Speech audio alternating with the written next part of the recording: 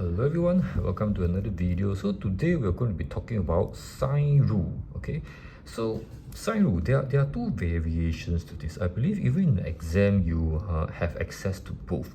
They are basically the same thing. Okay, so let's look at how to put the numbers in. I have sine A and this capital A. I have sine B and the capital B. So what it means that I'm using this concept called the sine rule to form an equation, something equals something. And from there, I'm going to start solving things. Okay, so if you look, A, capital A. In the picture here, you can see that A, the small letter A is an angle because you're going to sine A, right? So A definitely must be an angle. So this is the angle we're talking about. So if this is the A, where is capital A? The capital A is actually the side that's opposite this A angle. So A is here. I have three sides, this side, this side, this side. It needs to be this one, the one that is opposite the angle. So these two numbers forms what I call a pair. And then this A comes in here, and the small a is the angle, comes in here. Now the same for B. So B in this case is over here, the angle, and hence I must use this side. So these two numbers will form the next pair, and then you form the equation. From there you solve equations. Okay, so if you look at the other equation, it's basically the same idea, just that I choose to put the capital A on top and the sine A below. Okay, so next question is like, how do I use this, right? It looks very fancy. So in sine rule, there's only two examples, or rather two situations here. Let me just adjust my screen here. Okay, so when do I use this? I give you a classic example over here. So in this example here, you can see that I have some angles, I have some length. So there are four numbers here: A, sine A, B, and sine B. Out of this 1, 2, 3, 4 numbers, I'm going to have three of them, and one of them will be left to be solved. So you can see that the unknown is here, so this needs to be solved. There are three other numbers that I can use. Okay, so what do?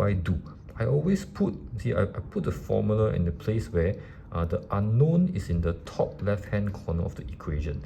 So you see, in this case, the unknown is a length. So I'm going to put the length here. That's the whole point. So the so-called the equation I form will be this one. The A is here, so this is the length, and the pair should be here. So that's why it's sine 65.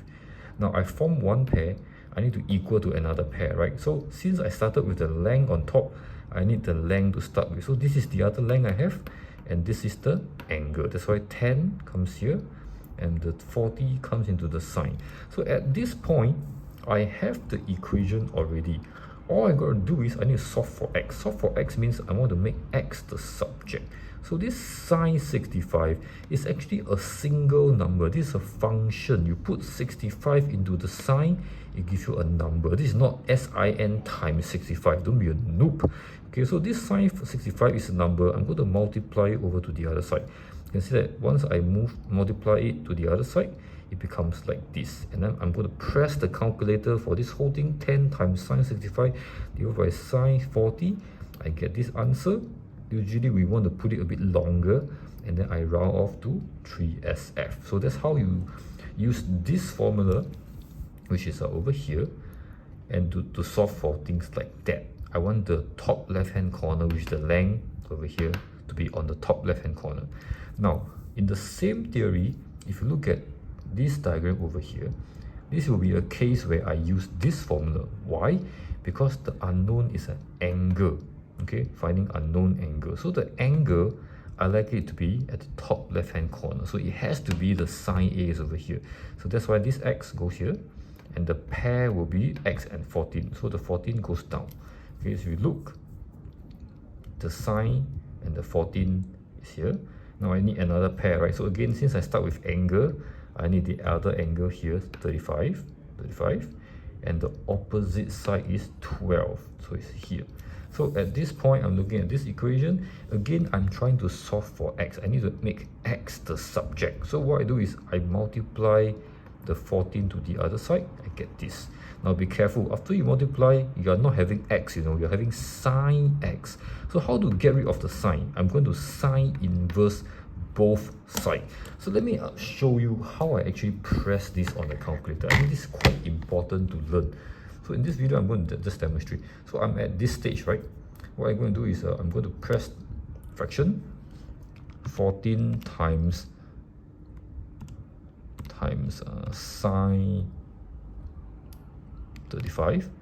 I go down, the angle, the length is 12. Okay, I'm going to press this side first. I'm going to press equal, I get a number. However, this number here is sine x. So what I do is, I teach you this trick. I'm going to press sine inverse, and I'm going to press this, and press over here, answer. So you can see that I am pressing sine inverse the previous answer. And once I press the equal sign, I get this. So I put this, I round off to 1 decimal place. Why? Because this is an angle. Okay, so this is the difference between how to use the sine rule and which one to use, the decision making. Okay, key point, the unknown needs to be top left hand corner. You can see that in this equation, unknown top left hand corner. In this equation, the unknown is also top left hand corner.